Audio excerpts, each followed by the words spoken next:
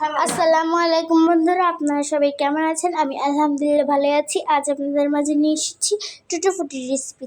তো প্রথমে আমি এই পেঁপেগুলোকে ছুলিয়ে নিয়েছি। এখন এগুলোকে ছোট ছোট টুকরো করে কেটে নিয়েছি।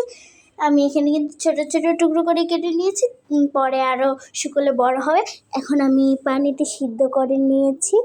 আমি কিন্তু অতটাও সিদ্ধ করব না, তাহলে কিন্তু গলে যাবে টুটোফুটিটা। এখন আমি এটাকে সিদ্ধ করা হয়ে গিয়েছে। এখন আমি ঠান্ডা পানির মধ্যে দিয়ে পানিটাকে ঝরিয়ে নেব। আমার পানিটাকে ঝরিয়ে নেওয়া হয়ে গিয়েছে। এখন আমি এখানে শিরা তৈরি করব। আমি এখানে 1 কাপ চিনি নিয়েছি, আর এখানে নিয়েছি 2 কাপ পানি। পরে আমি এটাকে নেড়ে চেড়ে একটা শিরা তৈরি করে নেব। এই শিরাটা যেন আঠালো আঠালো হয়। এখন আমি আগে থেকে এই যে পেঁপেগুলোকে সিদ্ধ করে রেখেছিলাম ধুয়ে, সেই পেঁপেগুলোকে আমি এখন এই শিরার মধ্যে দিয়ে ভালো করে নেড়ে মিশিয়ে নেব। আমি কিন্তু এখানে অনবরত নাড়তে হবে। আমি কিন্তু চুলাটাকে কিন্তু অফ করে এটাকে নেড়ে চেড়ে দেব। পেঁপেটাকে কিন্তু অত সিদ্ধ করা যাবে না, না হলে কিন্তু এটাকে কিন্তু গলে যাবে। দেখুন, এখন আমি 3টা বাটিতে আলাদা আলাদা করে রেখে দিয়েছি, 3 ভাগ করে। এখন আমি একটা বাটিতে ফুড কালার দিয়ে দেব। আপনাদের হাতে যদি ফুড কালার না থাকে তাহলে অন্য কালার দিতে পারেন। এখন আমি এটাকে খুব ভালো করে মিশিয়ে নেব।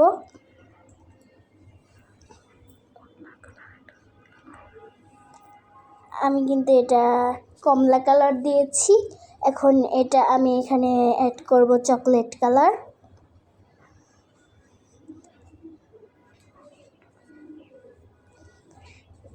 এটা কিন্তু শিরা থেকে তুলে অবশ্যই কিন্তু একটু ছেঁকে নিতে হবে, যেন নিচে শিরা না থাকে। দেখুন, আমার কালারটা কিন্তু হয়ে গিয়েছে। আমি কিন্তু একটা সবুজ রেখে দিয়েছি। এখন এইগুলোকে এখন আমি একটা প্লেটে শুকোতে দেব। আমি কিন্তু এটা কিন্তু 3-4 ঘন্টার জন্য শুকোতে দেব। দেখুন, আমার শুকানো হয়ে গিয়েছে। দেখুন, পেঁপেগুলো কিন্তু আরও ছোট ছোট হয়ে গিয়েছে। দেখুন, টুটোপুটিগুলো কিন্তু একদম মনে হচ্ছে যে কি না, আপনারা দেখতেই পাচ্ছেন, মনে হচ্ছে কি না ঘরে বানানো, সেটা কেউ বুঝতেই পারবে না। এটা কিন্তু খেতেও কিন্তু খুবই মজাদার। আল্লাহ হাফেজ।